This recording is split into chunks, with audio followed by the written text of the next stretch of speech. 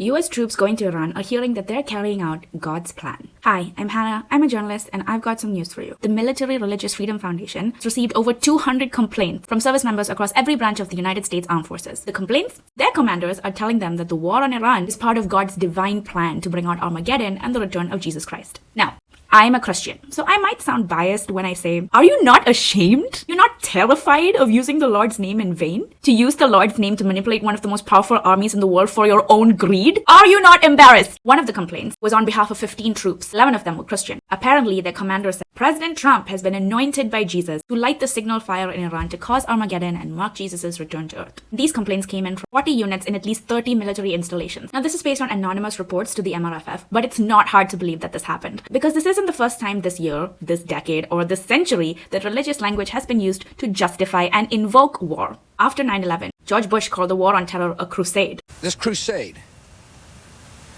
this war on terrorism, is going to take a while. Current Defense Secretary Pete Hegseth hosts monthly press services at the Pentagon, and one of the spiritual leaders he admires is Pastor Doug Wilson, who opposes women's right to vote and wants a Christian theocracy. Paula White, Trump's spiritual advisor, has repeatedly called Trump God's chosen vessel, saying that opposing him is opposing God's will.